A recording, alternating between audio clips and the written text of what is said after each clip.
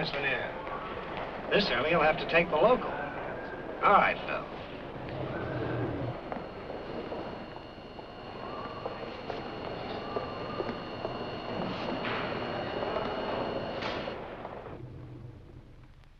Floor executive, Miss Lanier. Thank you, Phil.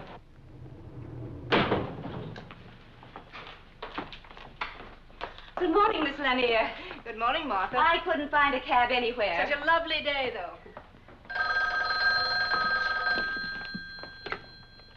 40th floor executive, Ramsey and Company, Miss Stevens. I'm sorry, sir. Our switchboard doesn't open till 9. You should be able to reach him shortly thereafter. And that's correct, sir. Mr. Staples begins with the company today. I'll leave you a message on his desk. And would you put this on Mr. Staples' desk, please? Yes, ma'am. Mr. Staples will be in Mr. Quinn's old office, executive corridor. Yes, I know. I said deliver it, not read it. Yes, ma'am. Executive, 40th floor, Miss Stevens.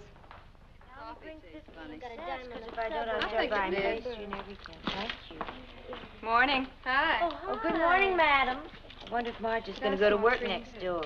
Oh, no. Well, I'm glad I don't. Not there.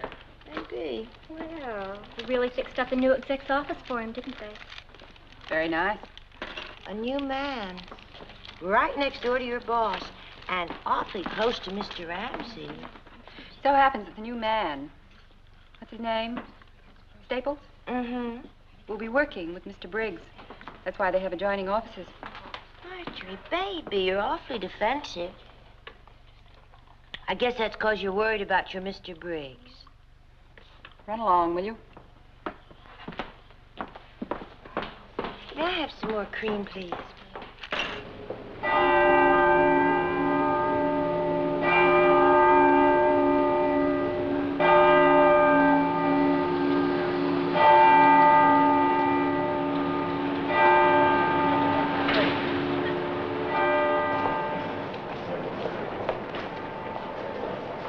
Next car, please. Next car. Next car, please. Okay. Next car. Harry, Charlie, Joe, express down. No stops for Jan.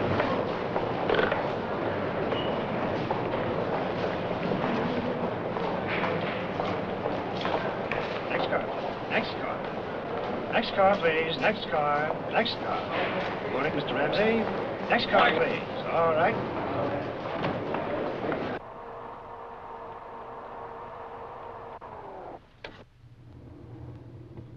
Thank you, Lenny. Yes, sir.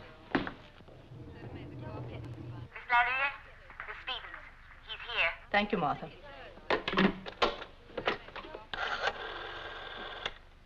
Chief Operator, please. Miss Phillips, you can put this morning's 3 long-distance calls through to Mr. Ramsey. Portland, Dallas, St. Louis offices. Good morning, Mr. Ramsey. Morning, Miss Lanier.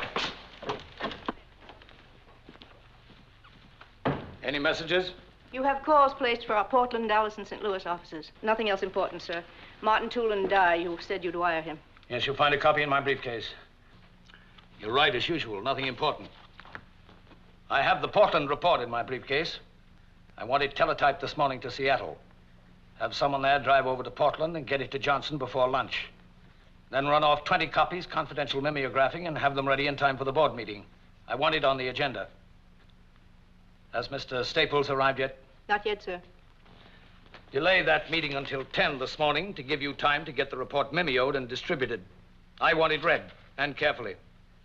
Get word underground to their secretaries that no one is to count on making any early luncheon appointments. And make a note. Staples is to sit 1 down from Vandeventer on my left. Yes, sir. Let me know as soon as Mr. Staples arrives. Yes, Mr. Ramsey.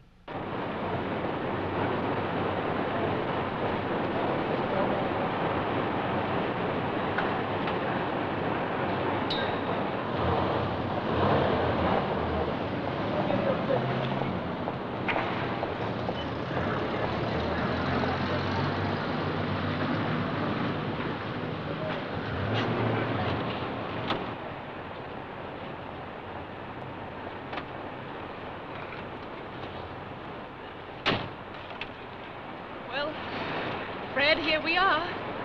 Yeah, here we are. A little different than Mansfield, isn't it? Now I know what a mother feels like when a child goes to school for the first time. Oh, goodbye, Mother. Looks big, doesn't it? Oh, give me a chance, honey. Maybe I can cut it down to my size. Well, I'm a little late. Shall I call you when I... No. You, go on home after you finish shopping. And find a garage somewhere around Midtown to park the car. I'll phone you on what train I'll be on, huh? Bye-bye.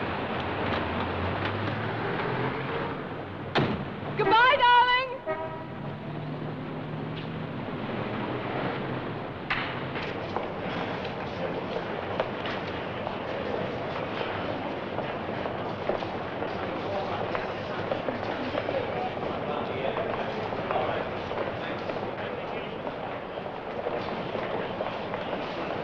Ramsey and Company, the board said... Yes, sir. Executive or administrative? Oh, the executive, Mr. Ramsey. 40th floor, sir. Morning. Morning. Oh, you want the tower, sir. The tower elevator, sir? It'll be down in a minute. Oh, I'm sorry, thank you. My pleasure, sir.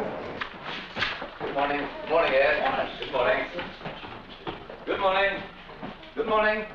Morning, Jamie. Good morning, Bill. Morning, Marge. How was the weekend? Fine. Your letters are on your desk, and the coffee cart will be here in a minute. I can use some coffee. Didn't you get any rest at all? Couldn't even take my kid to the doubleheader. Oh, what a shame. That planning report's going to be a real job, Marge. This will be a big week for you, too, with that thing. I believe we'll try a rough first draft. Long? No longer than the telephone directory. Phew. Marge. Has Mr. Staples come in yet, Marge? No, sir. Mr. Staples? Yes. I'm Margaret Lanier, Mr. Ramsey's secretary. Oh, how do you do? Mr. Ramsey would, of course, be here to welcome you himself, but you caught him on a long-distance call. May I take you back to your office? Well, thank you very much. And on our way, I might show you some of our other departments. Have you met Miss Stevens? I introduced myself, Miss Lanier. Fine. And may I bid you my own personal welcome. We're very glad to see you. Well, that's very nice of you, thank you. Now, if you'll just come with me, Mr. Staples. Miss Stevens. Marketing and sales are below here. We have our own research department on the 40th floor. Perhaps you'd like to see that later. This is the executive corridor. Mr. Ramsey's office is that one down at the end. Then Mr. Jameson, head of purchasing. Mr. Briggs, you'll be working closely with Mr. Briggs. Mr. Van der Venter, chief engineer. And this is your office.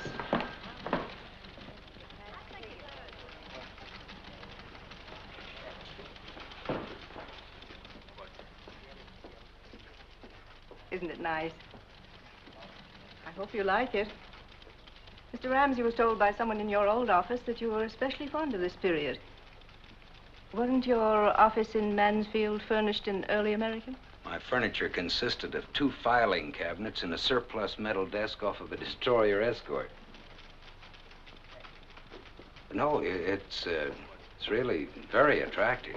Very. I appreciate it very much indeed. Excuse me, Miss Lanier.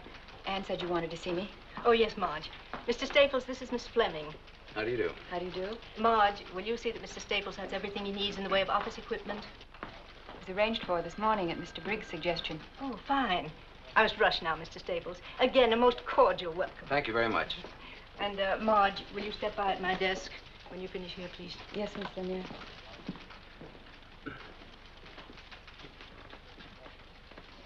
I think I better explain the phone system, Mr. Staples. There are 4 lines. 1 is your private line, direct to outside. 2 is for conference calls. 3 is for inter-office. And 4, this button is for your secretary. Oh, I'm sorry. May I? Oh, yes, thank you. Yes, I think I have that. Let's see. Outside, inter-office, conference. Yes, that's fine. Thank heavens, this isn't early American. Busy? No, not at all. Oh, you must be, Bill Briggs, your next-door neighbor. Yes, of course. Well, I'm certainly glad to meet you, sir. I think, Mr. Ramsey told me you'd been sick, didn't he? Oh, did he? Actually, it's just a Just a pesky stomach that's been acting up on me. You just in from Mansfield? Yes, they took a house for... sit down, Mr. Briggs. Settled already? Good. I'm not trying to set myself up as a real New Yorker. Altoona, Pennsylvania, that's where I came from. My first trip home, I was wearing spats. I remember my father not being able to get over it. He says, Bill, he says, you went to New York to see the sights, and instead you become one of them. Well, we just got here Friday afternoon, so this morning Nancy insisted, my wife, she insisted on driving me to work the first morning. Well, you know the way women are. You know, you come out of a small town plant, you feel a little lost in a place like this. Well, as I was saying, you know, we walked into our house Friday afternoon. We'd never laid eyes on the place before, you know. And there it was, furnished like a magazine. Milk in the icebox, bourbon on the shelf, and... I don't know, you gotta hand it to them the way they do things around here. Yes, Miss Lanier handles all that, does a fine job. That feeling that I got driving into town this morning. Well, I got to admit, it's just a little overwhelming. Yes, and it's a pretty wonderful thing to be as young as you are and see it all spread out in front of you like a Christmas tree. You know, you think of big business, you always think of it as being very impersonal, you know? But, it's certainly not true with your Mr. Ramsey. I know what you mean. How much time did you put in Mansfield? Almost 6 years. You must have blown a bugle in Ramsey's ear out in Ohio. He brought you here in a hurry. Well, actually, I wasn't at all sure I wanted to come to New York, but, this Ramsey is a pretty dynamic man. Yes, I know. You see, you've been with the firm some time now, haven't you? Oh, maybe 40 years or so. I seem to recall Mr. Ramsey's talking about you as a production man. You're an engineer, aren't you? Yes, but from what he told me, I guess I'll be a little of everything around here. Mostly in industrial relations. Industrial relations? Matter of fact, it's been one of my specialties. We ought to get along pretty well together. I'm sure we will. Excuse me. Mr. Ramsey's called a meeting in the conference room, Mr. Briggs. Oh? Well, Fred, it's been a real pleasure meeting you. Thank you. Mr. Ramsey's expecting Mr. Staples, too. Oh. Well, then I'll go in with you if you don't mind. Not at all. I just hope Mr. Ramsey remembers hiring me. Mr. Ramsey rarely forgets anything. After you. Thank you. Staples? Yes. Hello. Fred, this is Harvey Jameson, head of purchasing. Oh, how are you? So they finally finished it. What? Oh, Fred, your office on Friday, the painters and all, it was a madhouse. Say, Bill, are you taking along Ramsey's breakdown? Oh, no, I forgot that. A couple of other things I forgot, too. Jamie, would you and Fred go along together? I'll be in a few minutes. Fine. I suppose Lanier's giving you the cook's tour. What? Oh, yes. Did he show you the conference room? Oh, yes, on the other side, yes. Mr. Briggs? What is it, Marge? I don't know. Mr. Briggs, I think I ought to resign. Resign? What are you talking about? What happened? What is it, Marge? Mr. Briggs, I've just been ordered to go over to Mr. Staples as his new secretary. Temporarily? No, I don't think so. Who gave this order? Miss Lanier, When? about 5 minutes ago. I'm supposed to break in your new secretary. They've picked a new secretary for me? Yes, I think so. It's out of the question for you to resign, Marge, to even think of resigning. You're a fine, wonderful woman and a great secretary. That's the reason they want you over with Staples. He'll need someone like you because he's new here and they want him to get into harness fast. Who can tell, Marge? One of these days, that stomach of mine, pretty perverse organ, and I'm tired. You know, as it must to all men. Mr. Briggs? Have you any idea who your successor is? Yes, they've chosen Sylvia Trammell. Miss Trammell. It is so ordained. So be it.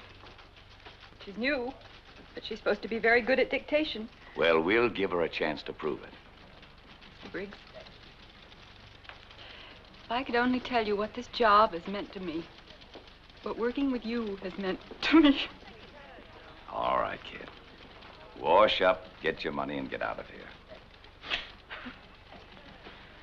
And give Mr. Staples all the best you've got in you. I know you will. That's the only way you operate. I like the guy. I have a feeling he's going to carve out a career around here. Yes, sir. Everybody seems to think so.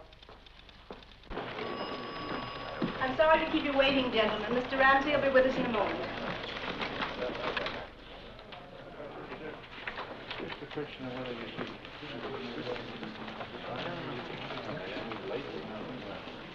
I'll see you after.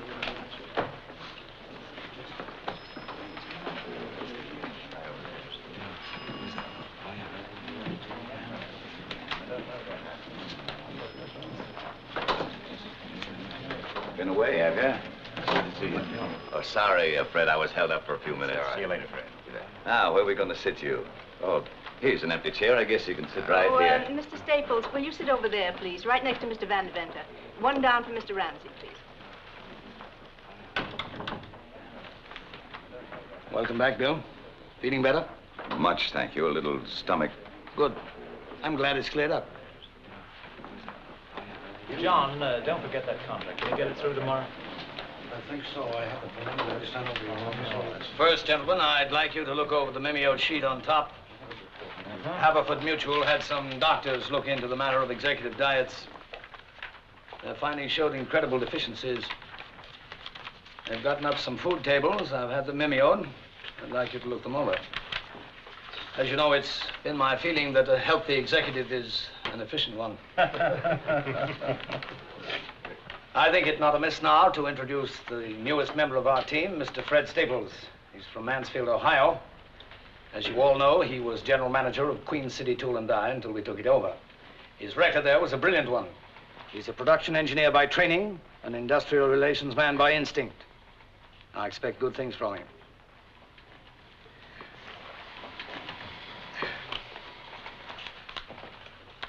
Oh, you've probably met everyone, but just for the record, reading from left to right, Mr. Jameson, head of purchasing. Yes, we met.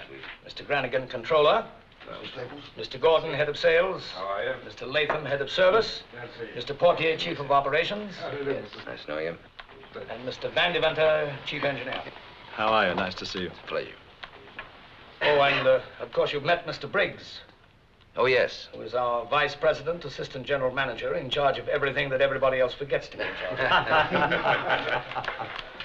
Now, gentlemen, you all have before you a copy of the Williamston plant purchase prospectus. Mr. Jameson, did you attach your supplements? It's right there, Mr. Ramsey, page 17R under process equipment. And Mr. Granigan, the stock purchase plan I outlined, I have your comments here? You do, Mr. Ramsey. Good. Feasible, is it? Very much so, in my opinion. Good. Well, that about winds it up, unless there are any further points to be made. I do think, Mr. Ramsey, if we could keep the transaction under wraps for a bit, at least during the preliminaries. You know what'll happen to the stock quotations if it leaks out that we've agreed to purchase. I've arranged it this way. The stock quotation as of yesterday morning... You seem to be straining at the leash, Mr. Briggs, or am I mistaken? You mentioned here that probable time of purchase would be sometime in June. Are the plants to be in receivership until then? That seems to be what it says. That means 6 months with improper maintenance of equipment. Oh, I doubt it, Bill. I've had two of my best men out there for the last 6 weeks. Oh, we had a varying voltage problem, but that was taken care of. You know, maintenance-wise, I doubt if there'll be $1,000 worth of deterioration. How about goodwill? What about it? The plant employs 900 men. That's half the working force of the village. So? So what do we do with these men? Cover them with cosmoline and put them away in a drawer until we get ready to resume production? I thought your concern was for the plant. And what good is the plant without the men? You chop a village payroll in half for 6 months and you might not have a plant because you might not have a village. Mr. Briggs, if we may be permitted to disregard for the moment the considerations that you have brought up, what about the rest of the plan? I'd say it was adequate. Adequate. That, gentlemen, is the kiss of death, believe me. I've known Mr. Briggs for a long time. When he says something is adequate, what he means is that it is entirely inadequate. I must admit to feeling a concern over some 900 men suddenly deprived of a livelihood. Mr. Briggs, if you would do me the goodness to look at what I consider to be a fairly elementary business principle. By putting 900 men out of work temporarily, we may ultimately employ twice that number in the same town. By cutting production costs as a result, we will then be able to compete more favorably in the market. Thus, we'll be able to sell more goods. We're not going to ruin that town, we're going to make it. I should think, Mr. Briggs, that after 30 years, you'd be able to think beyond the tongue-clucking stage and come up with something resembling an analytical point of view. I was under the impression I'd given you a point of view. I saw none. I perceived what amounts to a rather emotional little tidbit that was decidedly more charitable than cooperative, and by no means thought through. I asked, I believe, for an objective view of a business venture. From you I got, and I seem constantly to be getting, a very negative response, if any at all. Adequate, I believe you said. Well, Mr. Briggs, this little move will save us conservatively $500,000, which we'll be able to put back into the business. I must say you take a liberal view of adequacy. I didn't intend to make a central issue out of this, but I did feel it important enough to air in this meeting. Well, you have aired it in this meeting. I think it's a good thing you did. But I think, Bill, we're pretty much of one mind about it now. And we may assume the matter is closed now. Mr. Briggs.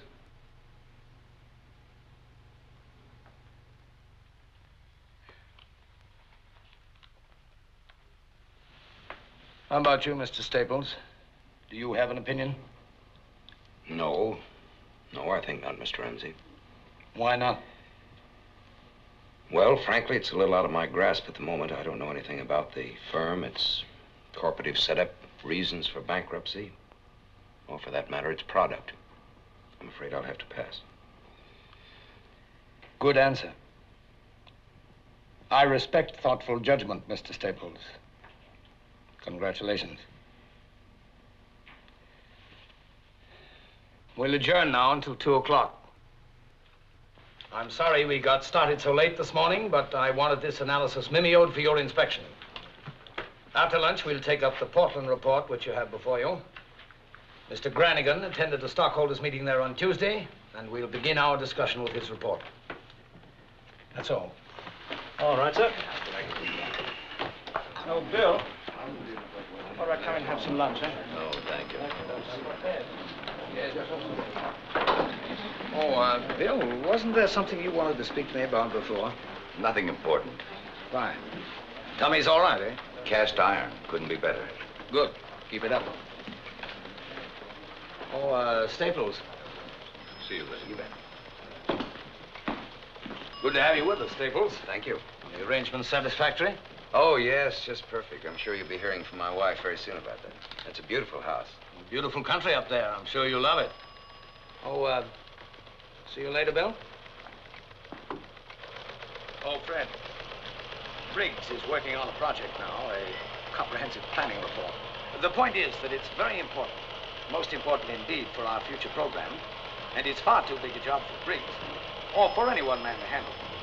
Now, what I want you to do is get your finger in it. Certainly. What I mean is more than just your finger. You understand? Yes, Mr. Ramsey, you make that quite clear.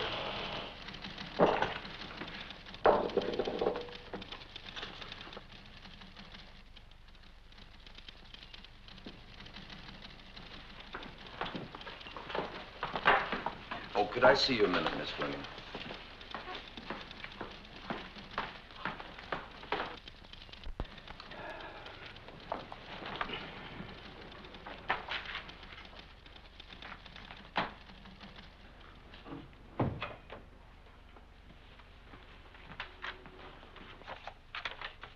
Yes, sir?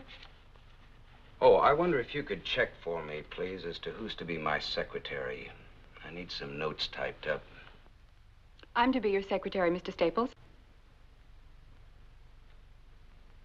But I thought Mr. Briggs. It was arranged for, just before the meeting, Mr. Staples. I take it you'd rather remain with Mr. Briggs. I was Mr. Briggs' secretary for 7 years, Mr. Staples.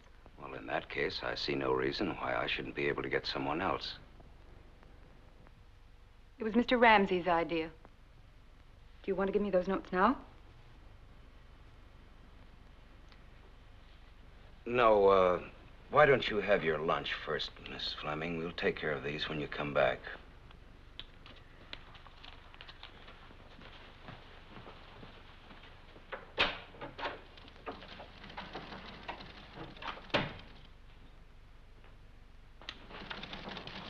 Mr. Briggs? There are some notes here that... Later, Marge. I'll do it later.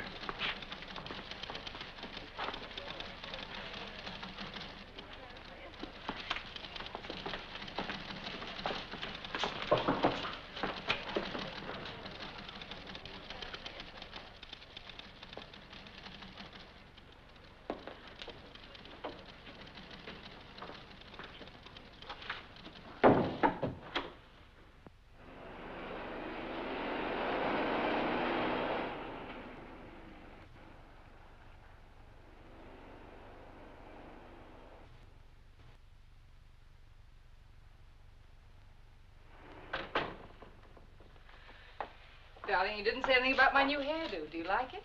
Yeah, it's lovely. Wish you could see the new dresses I bought. They're just beautiful. Where are they? Oh, they're still at the store having little things done to them.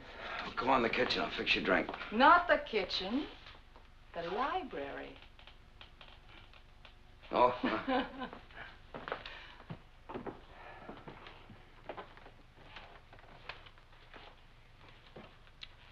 I hoped they'd have the dresses ready and have them sent over to your office this afternoon.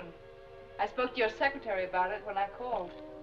It's funny she didn't mention it. They didn't get the job done in time. She had a nice voice. What'd she like? Who? Your secretary. Oh, what you might expect. You know. What's her name? Now, to tell you the truth, I didn't get her name. Only her dimensions. All right. No, her name is Fleming. It so happens you don't have a thing in the world to worry about. She doesn't like me worth a bit. Why?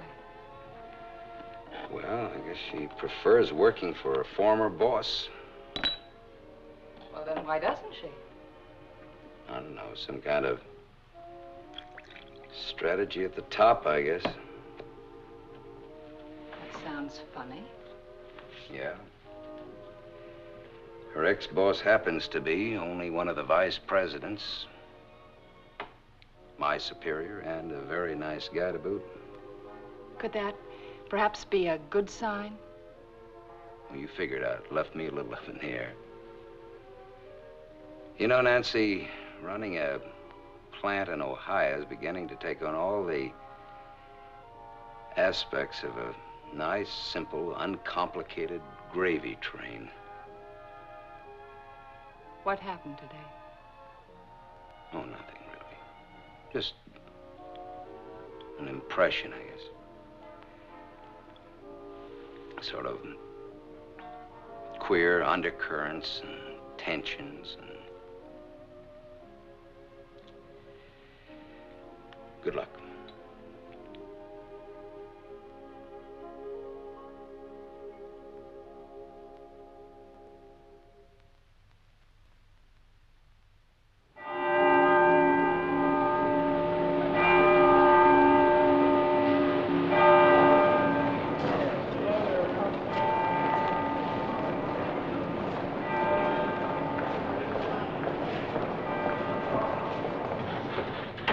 Ramsey? Good morning, Mr. Ramsey. Stevens? Fine, thanks, Jerry. Let me see that breakdown again. Oh, sure. Miss Fleming, would you step in for a minute, please? Yes, Mr. Staples. No, that's not the one. Oh, sorry. Let me see this. Here's, yeah. Now, this is the only one that I have cross-indexed for division, so don't let him keep it. I want Billy to take my letter from Henry Jacobson with him. Oh, yes. Now, look, Billy. Henry is a nice, sincere guy, you know? Made out of Bessemer steel.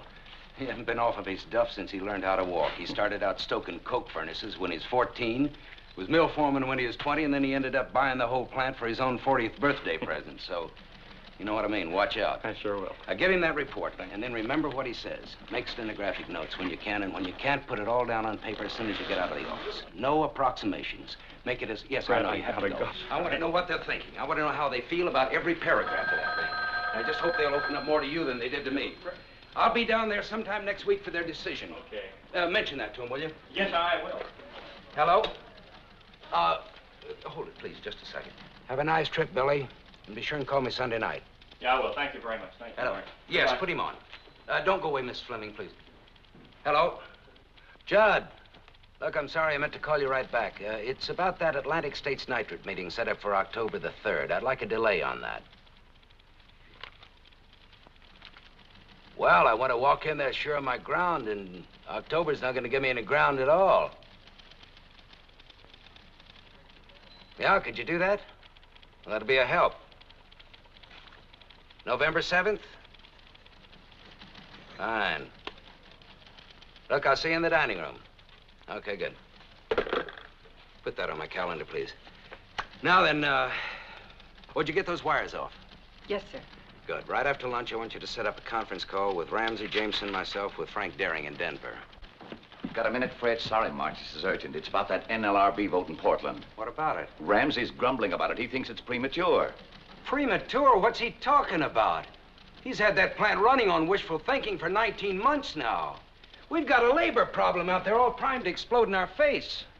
Now, look, Bill, you better walk in his office with a great big neon sign, strike, you know?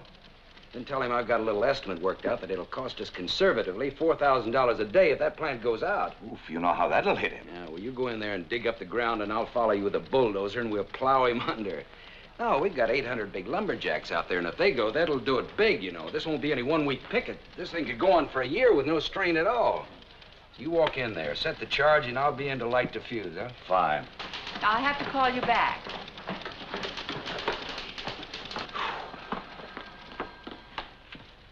Is 2:30 convenient for your call to Denver, Mr. Staples? Do I have anything else on? I got another problem out here, if you can spare a minute. Well, Paul, how are you, partner? Mr. Staples, that gun. Oh, you got it. You like it? You try it out yet? Try it yet. 30 seconds from the time he read Winchester double barrel on the box, he was sighting it. Well, how about going out for a little skeet shooting on Sunday? Give it a try, huh? Wonderful. Can I, Dad? He's all yours, Fred. He's a little too strenuous for me. Mr. Staples doesn't get tired like you do, Dad. I don't get tired. He was an All-American. Well, it was just terrific, so I had to stop by and thank you. You forget it. Well, so long. I'll see you outside. Real thoughtful of you, Fred. It's my pleasure, Bill. Hello, Mr. Ramsey. How are you, Paul? Still taking your vitamins, are you?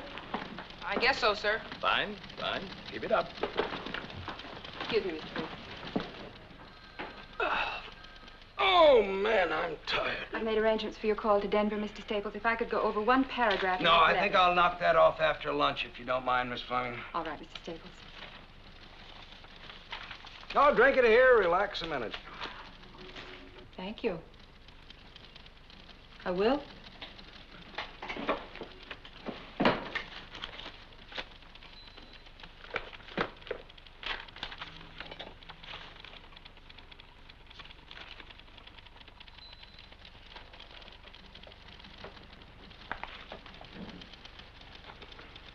Would you like some of mine?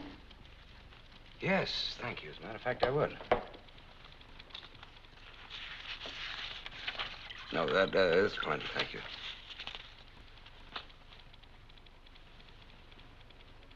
Where'd you play your football, Mr. Staples? Oh, Ohio State, but don't ask me the years. I won't tell you. I won't ask you. Anyway, I feel about 3 times older than when I first came here. They've kept you busy. Yes, they sure have. You've done very well. You fitted in quickly. Thank you. You know, I think that's the first out-and-out friendly thing you've said to me. I think you resent me a little, don't you, Miss Fleming? I don't know why you should... Well, it's just a feeling that I've gotten from time to time. You work with a man for a long time, a fine man. You become part of him. You identify yourself with him. Then along comes the new man. I like Bill Briggs. I like him a lot. I have from the first. If I have done or said anything that could... No, of course not. Because I must say you've been very fair. But 7 years isn't a day. I owe a lot to Mr. Briggs. Mr. Briggs is the last of the original bunch around here, the people who really started this business. That's not easy to be the last of the original bunch. I know. He's not well. He has a bad heart and an ulcer. I guess that's just about par for the executive course, isn't it? Well, I guess I've always been a field man. I haven't been an executive long enough to find that out for myself. But you're a good one. I think you're a very good executive. You admit mistakes. You don't pass the buck. You're a lot like Mr. Briggs that way. I take that as a very nice compliment. I mean it. Mr. Briggs's only trouble is that he could never be a yes man, not even to Mr. Ramsey himself. He always has to speak his mind. And Mr. Ramsey doesn't like his judgment questioned. You either go along or you get off. Bill Briggs never got off. No, he never did. But maybe he's about to be pushed.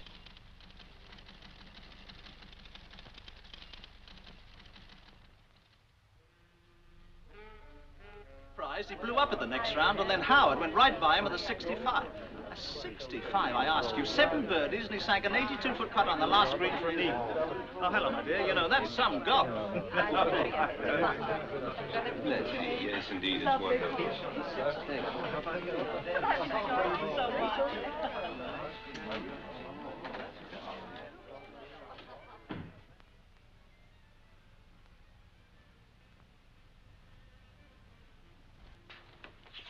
The coffee will be ready in just a little while. Fine.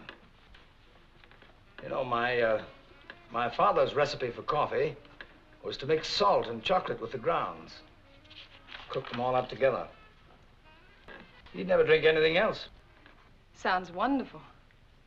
They serve it at a small downtown restaurant I eat at occasionally. I must remember to mention it to Fred. You said he was a confirmed coffee drinker? Dedicated. Fine. He's quite a young man, this husband of yours. Have you had a chance to read much of the report? Of course, it isn't finished yet, Well, but... thank you for letting me see this much.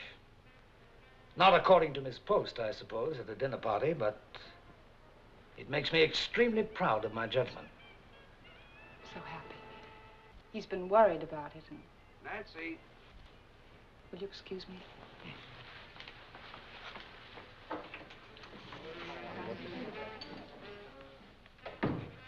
Wonderful party, you two. Makes me think I should get married. Oh, don't do anything as drastic as that. Wonderful having you, Ed. Come again soon. Will you try keeping me away? I'll see you at the office Yes, tomorrow, Fred. bright and early. Good night. Ah, Jamie, you don't have to go yet. Stick around a while. It's early. Of course, I'd love to stay all night, however. We're going home. Can't get him out of here, Nancy. Usually he leaves office parties as soon as the canapes are passed. I thought everybody behaved very well. I thought so. You gotta give them credit for that. Not again. I was beginning to like off. Will you come over and see us? Certainly. Come over during the day? You know, nowadays, Jamie never gets home at all. I think we wives ought to form a union. You're right, we Good should. night, dear. Good night. Bye-bye. Good night.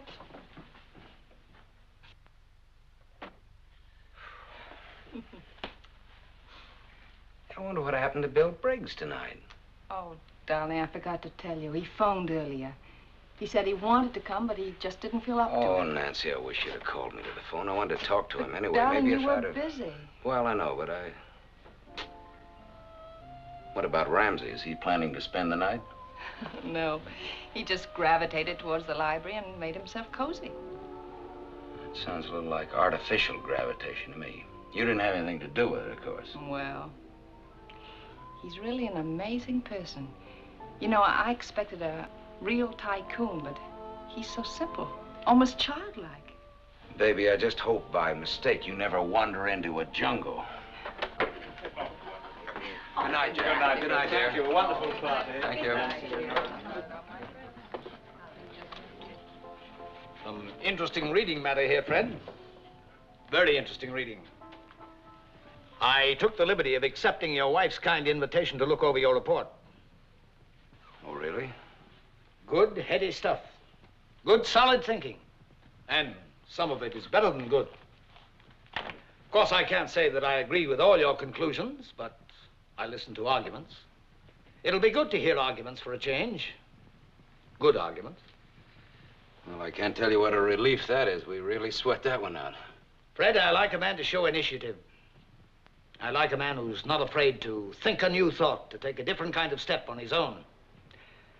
With your permission, I'll borrow this extra copy of your report just overnight. But for now, I can say I'm very impressed. Well, of course, we haven't finished this thing yet, but Bill and I feel that another week... Bill? A week... You mean Briggs? Yes, sir.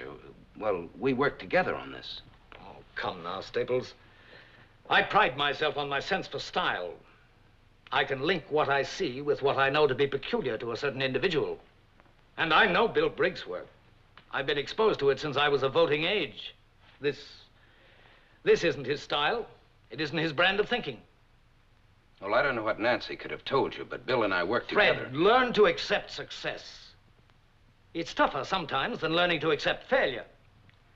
Don't take half of your accomplishment and hand it out gratuitously to the man on your left who hasn't the stuff to do it on his own.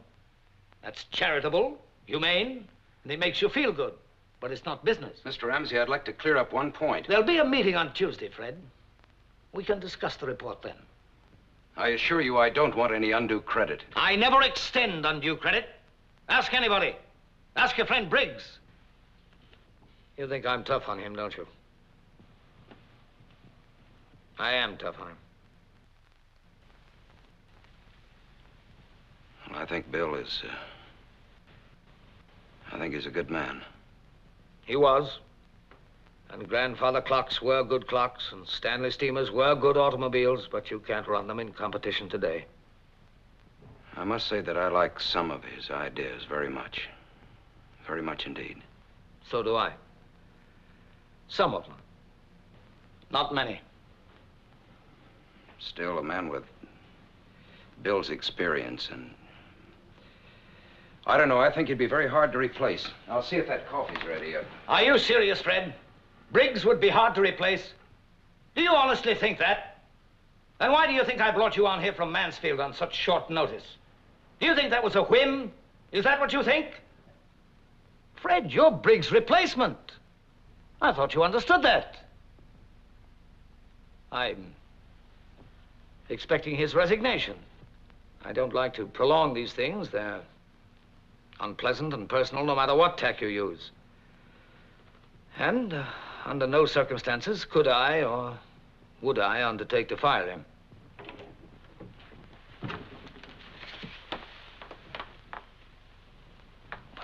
Coffee's in the living room. I thought perhaps you'd like to go in there. It's quiet. Look at the time. I really must go. It's been a wonderful evening. Sorry you have to leave so soon. I really must. My coat, I think, is in the bedroom. Oh, yes, of course. I'll get it for you.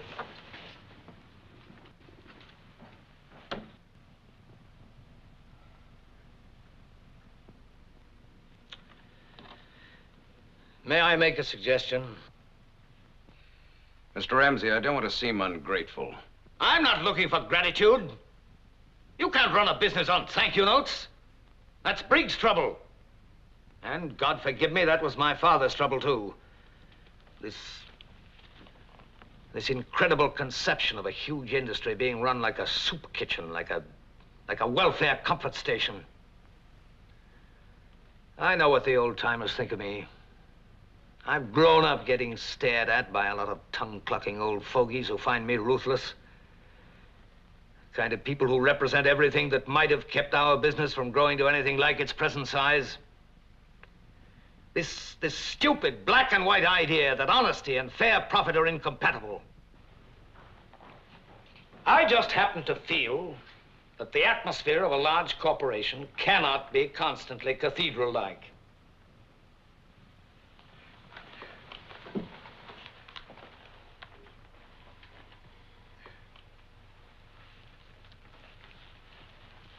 Thank you, Mrs. Staples. And again, thanks for a wonderful evening.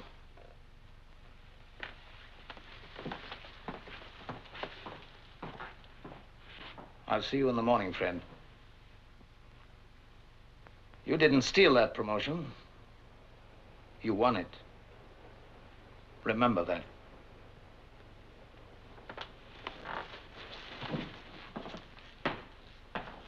Good night, Mr. Ramsey. Hope you'll come soon again. Thank you, Nancy. I hope I'll be able to. Good night.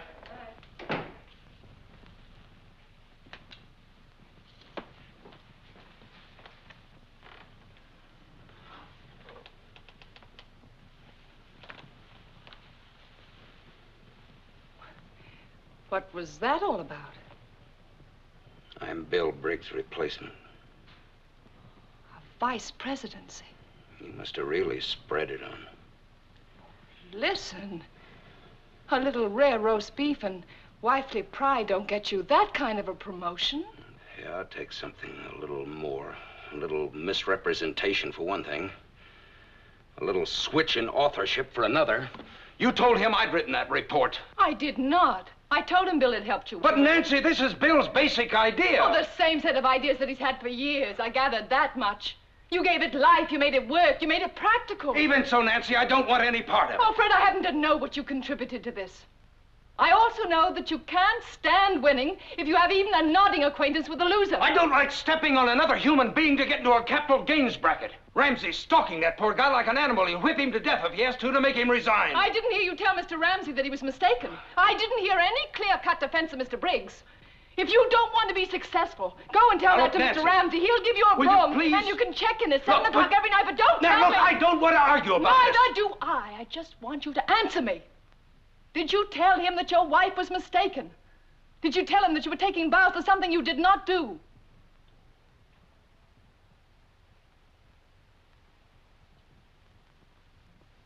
No. No, I didn't. Why not, Fred? Why not? Because I want the job. Thank you for a straight and honest answer. Now I think we can both sleep tonight.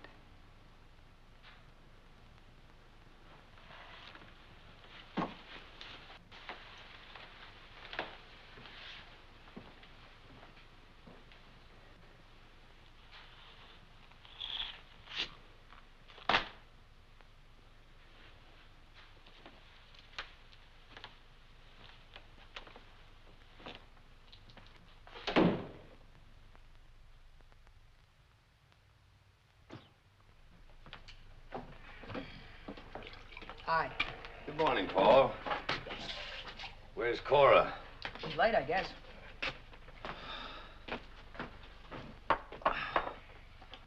Aren't you going to be late for school? It's only 8:10. I've still got 6 minutes. You've got it figured out to a science, haven't you? I've just got it figured to how far I have to go and how long it's going to take me. Well, if you found that out, you've found out a lot. Thanks for breakfast. You worked late again last night. Yeah, no rest for the weary. You haven't got it down to a science yet, have you, Dad? What? How far you have to go and how long it'll take you? What's the matter, Paul?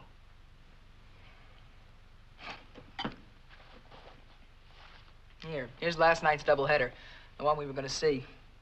Oh, I forgot all about it, Paul. I'm sorry.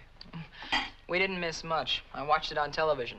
Crummy doubleheader. The Braves took both of them. You're lucky. The Yanks are playing tonight, aren't they? Yeah, they play the Red Sox. Let's start all over again. You meet me at the office, we'll have dinner, and then we'll go to the game together. Sounds good. It's a date. You're on.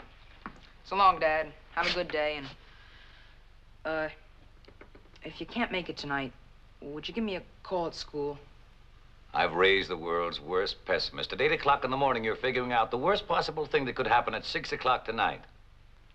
Upstairs in my room, I've got a drawer full of tickets to ball games we've never seen because of that stuff. But, call me if you can't, Dad. It's important. I'll make it this time, son. Can't you have another glass of milk and maybe tell me about last night's doubleheader? I'd be late. Wish I could. So long, Dad. Take it easy. Sure.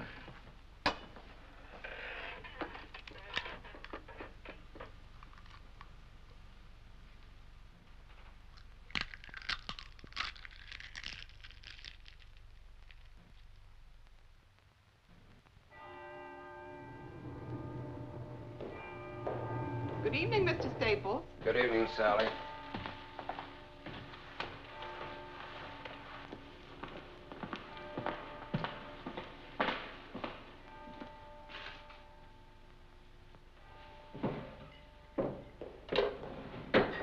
Paul?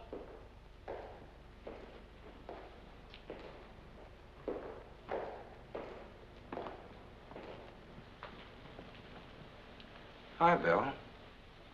Hi, Fred. I thought it was my son. He's gonna pick me up. Got time for a cigarette? Sure. What are you doing here? I thought you were going to the ball game. I've had a miserable headache since dinner. So I sent Paul on to see the game alone. He's gonna pick me up. How long you been here?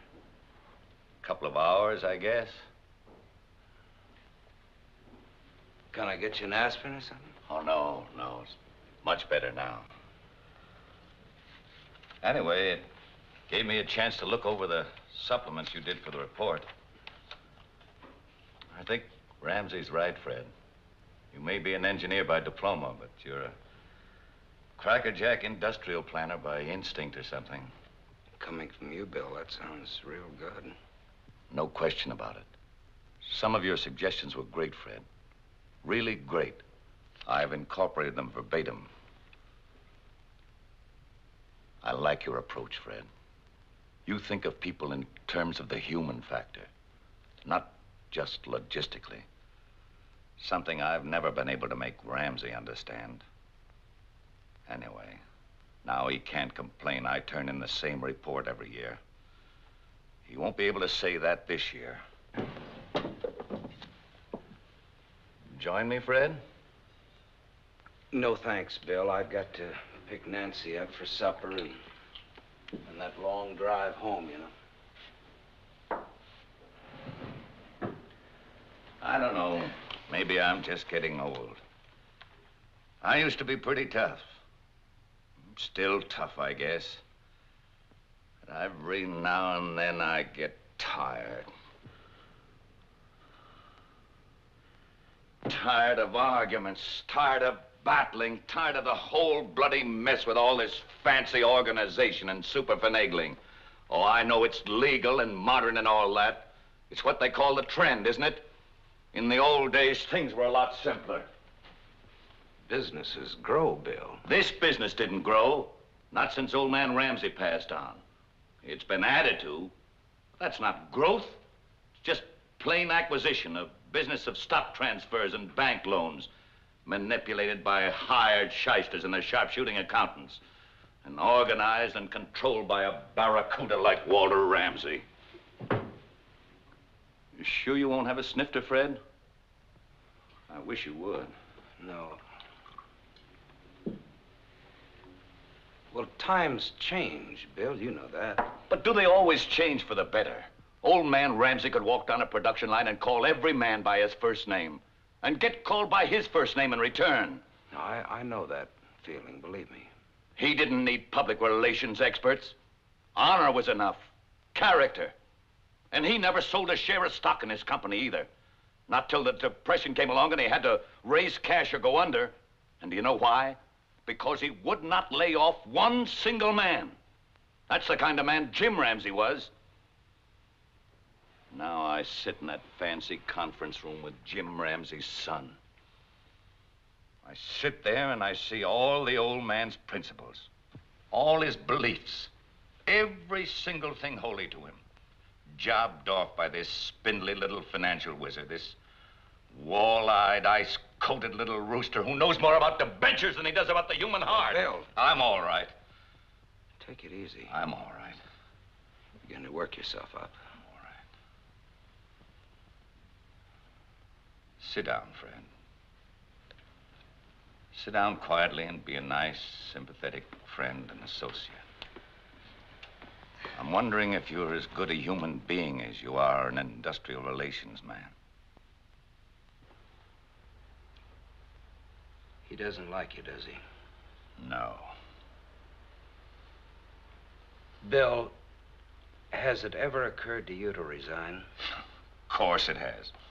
1,000 times. Why don't you? What? Resign. You can't take the chance of letting this man fire you. On our level, you don't get fired. You know that. After 30 years of productive work, they can't say to a man like me, all right, now get out. They just can't do that. So what do? They create a situation. A situation you can't work in and finally that you can't live in. Where there's tension, abuse, small humiliations. It all starts out on a scale so subtle, so microscopic, that at first you can't really believe it's happening at all. But gradually the thing begins to take shape. The pieces fit together, all the little bits, and it becomes unmistakable. They chip away at your pride, your security, till you begin to have doubts, and then fears. Ramsey. He wants me to resign. He wants me to get my cross so full that I'll be miserable enough to do just that. But you take it. Yes, I take it. Why? The bigger the job, the more desperately you try to hang Why? on. Why? Why do you take it? Why don't you quit? Quit? Yes, quit. Get out of it. Chuck it. You'd have your pension, your peace of mind. No. You know Ramsey's gonna go on hounding you until he makes you quit. Never. You'll never make me quit.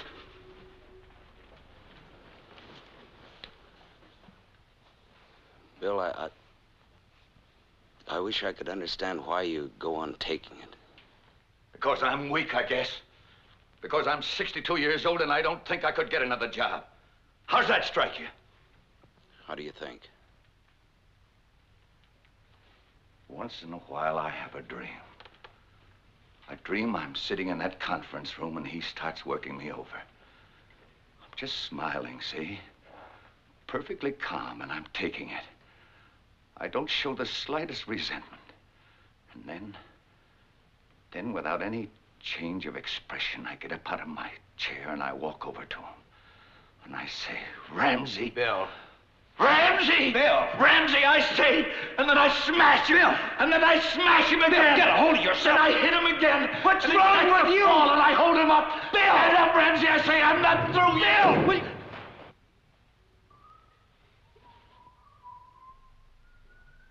It's the kid. He's coming to pick me up. Fred, I don't want him to see me, not like this. You're all right, Bill. Just sit down now. No, he can't see me like this. Fred, help me. Help me. All right, I'll take care of him. You just lay low for a minute. I'll see he gets home. All right. Tell him I left early to get some Bill, rest. please be quiet. Please, Fred, hurry. Be quiet.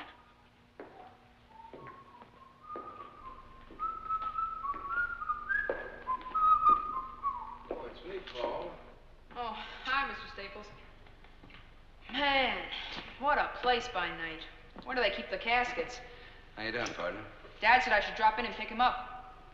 Oh, well, he went on home. He needed a little rest. Oh, good. He's under orders not to work late. He can't seem to keep away lately. Always work, always worrying. No wonder he's number 2 man. Suppose I drop you off at Grand Central, Swell, thanks, Mr. Staples. Ever since I can remember, he's been married to this place. Mom used to say the same thing. They were great together, Mr. Staples. Mom and Dad, they used to yell and argue and carry on. He was a fighter. It was great growing up. I remember.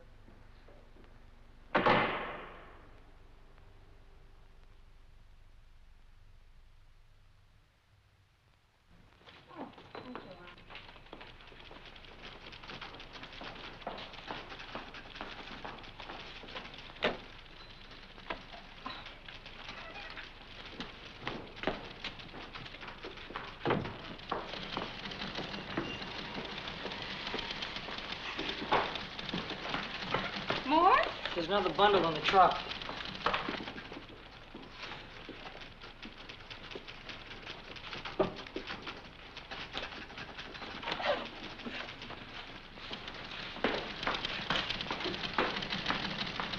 Mr. Staples, you left your hat in Mr. Briggs' office? Oh, Fred, I have the Stanley contracts made up if you'd like to take a look at them. Later, please. Bad night.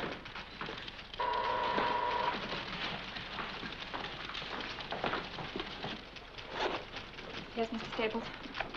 Now, this is the proposals report. Give that to Miss Lanier for confidential memoing. Tell her that Mr. Briggs has the only carbon. Is he in yet? No, sir. Mr. Staples?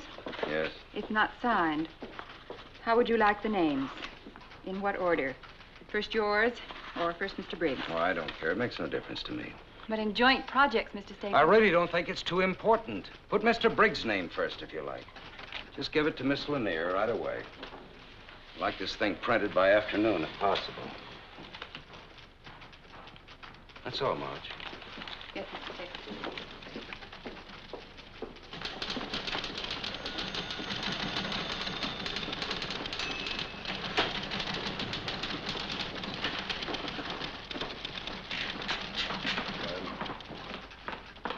Yes, Marge, dear, what is it? The proposals report. Would you sign it so it can be printed? Oh, would you?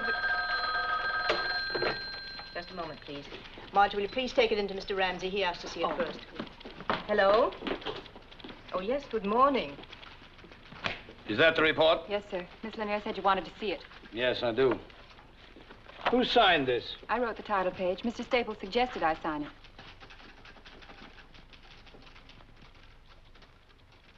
Print it. I'm sure that if Mr. Staples knew... Print it, Miss Fleming.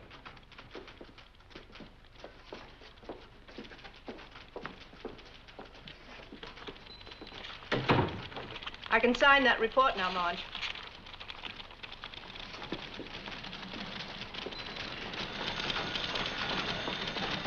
Now, we meet with Ramsey in 20 minutes. Under the conditions and in the time we got left, it's the best plan I can devise, and it's the only one ready, so you fellas have got to go along. There's nothing wrong with the Marge, plan, Bill. I can This sign will that not be report nasty now. and hold us up for a while. You've got to alter Section B and review the other...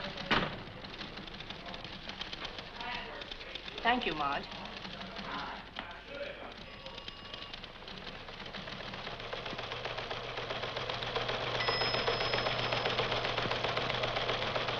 The major projects during the period of aforementioned being the Huber Petroleum Refinery, the Sterling Cast Airs Refinery, the Chatham Nickel Smelter Company, the Henderson Valley Dam, the Swing Carbon Steam Plant, and the New England Canadian Natural Gas Pipeline. Good report, Van. Thank you. I got a real feeling of activity during your reading. The next item of business is the project's proposal report. Clearly of the greatest single importance on our docket this morning. I must say, and I'm sure you'll all agree, that I am not given to enthusiasms at the drop of a submission. But of this, I feel impelled to say that it is unique in effort, ingenious in thought. To Mr. Fred Staples of our organization goes my heartfelt thanks and congratulations. Besides being our newest member, he seems to be shaping up as among our most astute. This set of proposals is ingenious, comprehensive, and fresh. Congratulations. Your success is a reaffirmation of my own judgment. Mr. Ramsey. Of my own good judgment, I may add. Mr. Ramsey. I prefer not to be drenched with modesty, Mr. Staples. This is not modesty, just the extension of credit where it's due. Bill here is as responsible as... Is your name about to be used in vain? I don't think Fred would use my name in vain. And it's refreshing to find someone not suffering from over-modesty. What I was trying to say is that we worked on this project together. It's a combined effort. I'm sure it was. Well, as long as that's understood. Oh, it is, it is. It's just that I feel reasonably competent to assess individual performances and to single out those that I feel should be singled out, with all due regard for Mr. Staples' concern for his fellow man. Now then, if Mr. Briggs' ego has been sufficiently nourished... I don't think Fred brought this out to feed my ego. Oh, well then whatever it was that prompted his precipitate dash to your defense. There was no dash to my defense. Why don't we drop the thing, Mr. Briggs? I hate becoming entangled in absurd little personality conflicts. I'll put a star by your name on the front cover if that'll make you happy. My name is no longer on the front cover. Mr. Briggs. You're twisting the entire thing to make it appear as if I were grubbing for some sort of recognition. Mr. Briggs. I find it unfair, Mr. Ramsey. We have a full agenda. If you feel so bruised that you must persist in prolonging this discussion... Mr. Ramsey! Let me finish, Mr. Staples, if I may. We have only one purpose here, to work. We cannot hope to accomplish this if we must be continually subjected to these singularly unbecoming strains and tensions, these childish claims and counterclaims. Mr. Briggs, I ask you a simple question. Is it or is it not within my province to credit a man with a job well done? Of course it is. Then may we drop it now? Only if it's clearly understood that I don't submit to any of these calculated discolorations of a man's worth. As to a man's worth, Mr. Briggs, I think I've proven myself a competent judge. I ask you to recall that I built this business from a scratch pile of used lumber and a few machines into a giant. And I made few mistakes in doing it. Few mistakes in business and few mistakes in judging men. Well, you've made one this time. This report... I refuse to engage in a running fight because a supposedly responsible official of this company persists in wasting time haggling over credit. That is not fair. I was not haggling over credit. This is a joint report that we worked on. Don't presume to tell me what's true and what is not true. What am I, some kind of idiot that I can't recognize another man's thinking? Whatever your abilities in the past, Mr. Briggs, your work hasn't shown this stamp of originality and talent in 10 years. A man slips, clutches, he loses his grip, he tries to hang on by someone else's. You have no right to say that. Bill, will you please speak up? Do, by all means, Mr. Briggs. You think I'm mistaken, do you? Shall I go through 150 pages and point out to you line by line where another man has taken over for you? Has had to take over for you? And I can point out sections of this report that I never had to touch. Had to, Mr. Staples? Of course you can. Let me show them to you. I've seen them submitted year after year. Principles and precepts for better business. Mr. Briggs' yearly platitudes. But you translated his unworkable, well-intentioned philosophy into tough business procedure. You make it work. Ramsey! Mr. Briggs, I will not tolerate insubordination on any level. And if anyone here finds that intolerable, he has the God-given right to offer his resignation.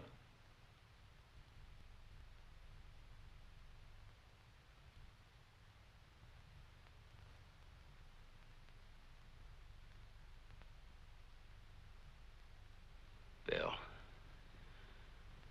please. Mr. Ramsey, I had no intention of seeming insubordinate.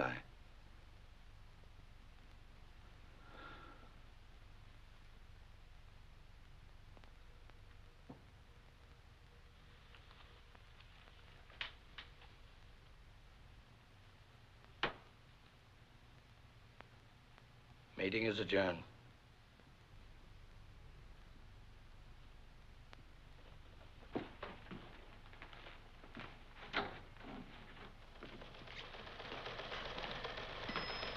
Mr. Briggs.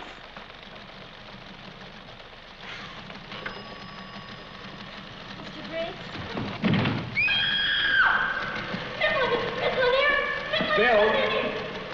Bill, can you hear me? Little bottle of pills. Coat. Office. Get some water. Yeah. Brannigan, get an ambulance. I've called out the Begley. Don't move it. Fred, he's still giving orders. Do me a favor, Fred. What, Bill? Tell him. Go to...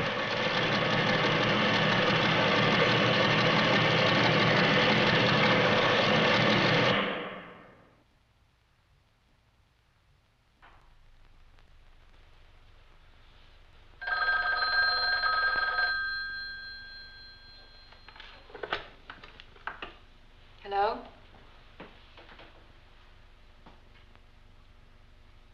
Thank you, Mr. Staples. 5 minutes ago.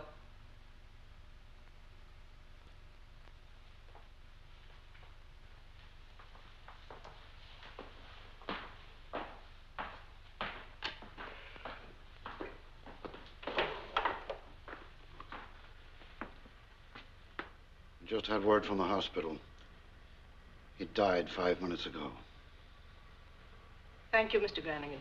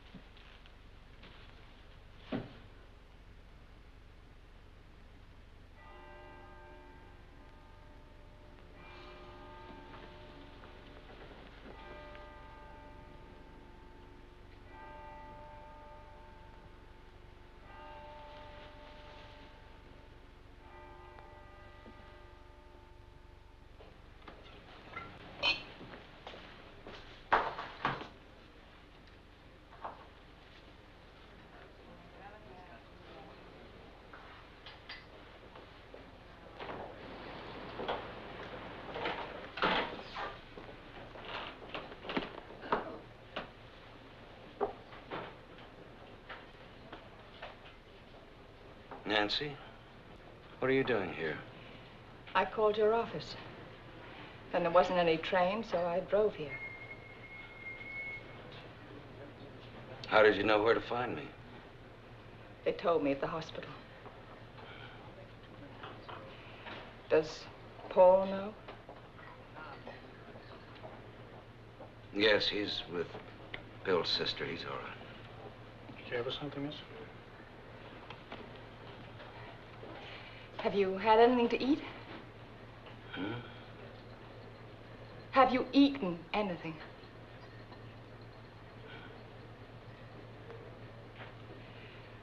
Fred,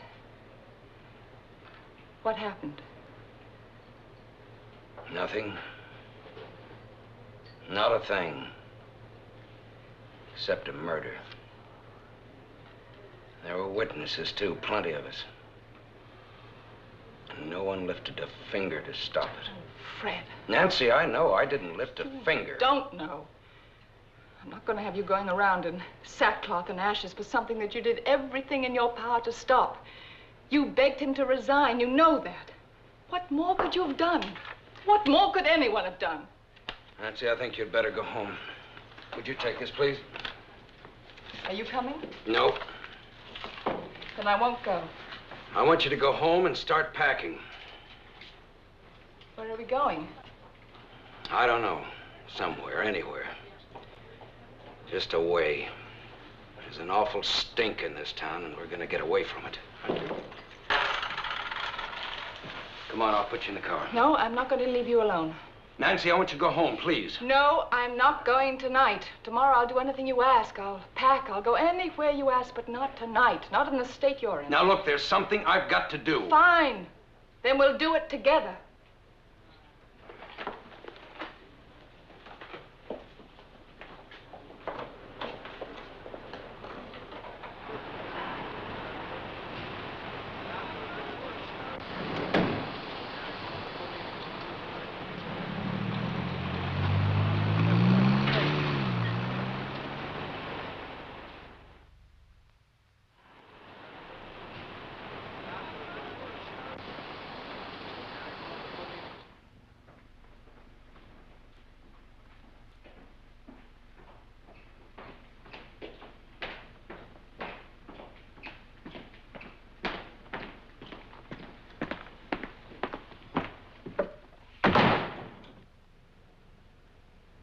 Bill was supposed to go to Lansing tomorrow morning for a meeting with Phillips. You'll have to take his place. I believe I've already mentioned that. Yeah, you mentioned it.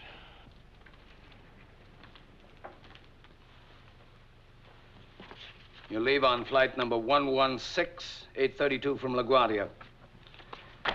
Miss Lanier will meet you at the airport with your reservation and all the memoranda and correspondence pertaining to the negotiation. You'll have 3 uninterrupted hours in the air to familiarize yourself with all the details. I have no interest whatever in the Phillips matter. What was that? I'm telling you that I don't want the job. I'm through. I'm quitting. I resign as of now. Why? Because I hate your guts. You used Bill Briggs for a whipping boy. You made him knuckle under and then you beat him to death. You wouldn't try anything like that with me because I'd kill you first. I'm not a nice human being. What else? You're nothing but a freak. You drive your people into peak efficiency if they can make it or a grave if they can't. Because Bill Briggs lacked the strength and to the stand up. capacity. He was second in command. He had a lot of responsibility to hold, and he cracked under it. It was his business, too. It's no one's business. It belongs only to the best, to those who can control it, sustain it, nurture it, keep it growing. Right now, it belongs to us because we're producing. But in the future, it belongs to whoever has the brains, the nerve, and the skill to take it away from us. Well, they can have my share of it right now because I don't want any part of it. What do you want from me? Apologies? I don't apologize. What else? A nice unsullied conscience? You walk out of here with a halo because you spoke your mind? What do you do then? Go to work for some nickel and dime outfit run by nice people who won't challenge you and prod you and goad you and drive you to a height you never even dreamed of? A company where there's nothing to fight for because you're the best and there's no competition? Where everything is handed to you and nothing is worth fighting for? I want you to stay. I don't think you understand, Ramsey. I don't like you. I don't like anything about you. I didn't hire you to like me. All right, I'm not a nice person in your eyes. But whatever I am, you learn more, grow more, and do more here with me than anywhere else on earth. I want you to stay because I need help on my level. And you're the only one who's able to function there. Be a conscience for me if you want. Be anything you like. And if it's something I don't like, you'll know about it soon enough. I think you're strong enough to take it. And if not, I think you're strong enough to get out. Name your terms. All terms are negotiable. I don't think so. Not mine. All right. I just as soon not waste any time doing trading. As of now, your salary is doubled. Your stock option is doubled right down the line. Your expense account is whatever you make it. Add to that a new title, Vice President. I want a lot more than that. You're not going to take me on as just another vice president you can push around. You take me as someone who hates you down to the bare nerve. Nothing in the world will ever change that. I'll argue with you, contradict you, fight you in every way I know how. I'll do everything in my power to push you out and take your place myself. Go ahead and try. Mr. Staples, you have yourself a deal. Have it drawn up. No reservations now? Yes, one. Bill had one pitiful little dream that someday he'd walk in here and break your jaw. I reserve the right to have that wish for myself. I'll have it drawn into the contract, with a little rider giving me the same privilege.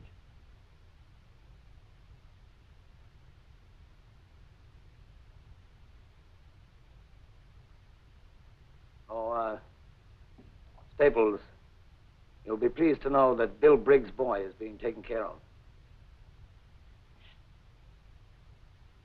Will that let you sleep better tonight? It begins, huh? It begins. Fair enough? Fair enough.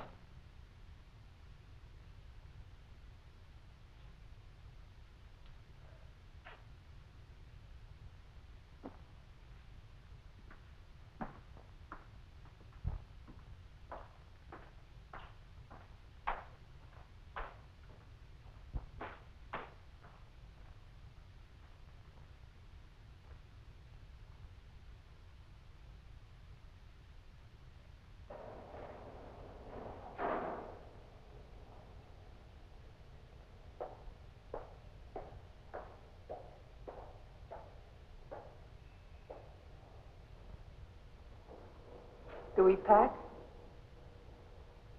No. We stay. On whose terms? Mine and his. Are you satisfied? Yes. Oh, Fred. You know, it's easy enough to chuck some things you think is wrong, but I don't know, this way maybe there's a chance. I'm so happy. Well, we'll see. I've got to go to Lansing. Morning plane. When will you be back? Tomorrow night. I'll be late. Aren't you always?